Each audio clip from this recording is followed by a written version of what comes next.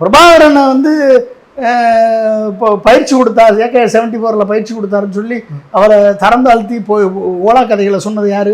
சீமான் தானே. இதை நம்புறதுக்கு ஒரு கூட்டம் 8% கூட்டம் இருந்துச்சா இல்லையா?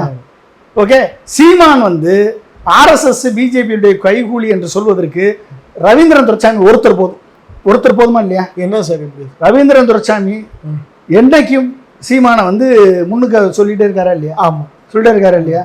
ரவீந்திர துரைசாமி யாரு? RSS தானே. ஆமாம். ஓகே, மோடிக்கு தானே வேலை பார்க்குறாரு. யார் அவரை தூக்கி பிடிக்கிறாரு? அவரை ரஜினிகாந்தை கூட்டு போனது யாரு? ரவீந்திர துரைசாமி தானே.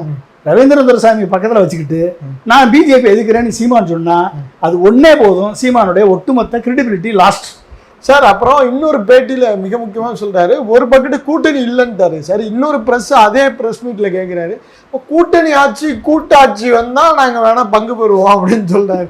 இது என்னமே புரியல சார். தம்பிகளுக்கு வந்து ஏதாவது ஒரு கதையை சொன்னா நம்பிட்டு போக வேண்டியதான். நீ வந்து கூட்டணி ஆட்சியிலே இருப்பாரு, கூட்டணியும் இல்லாமல் இருப்பாரு, தனியாகவும் நிற்பாரு. அதாவது அந்த நேரத்துல ஒரு நெரேட்டிவ், ஒரு இந்தியோட முதல்வர் ஃபேஸ் அப்படிங்கிற மாதிரி எல்லாம் அந்த நெரேட்டிவ்லாம் செட் பண்ணி இவர் தானே செட் பண்றாரு. ரவீந்திரன் துரைசாமி தானே செட் பண்றாரு. சீமானுடைய மோடியினுடைய முதல்வர் வேட்பாளர் இவர் தான், சீமான் தானே. அப்ப எடப்பாடி முதல்வர் வேட்பாளர் கிடையாதா?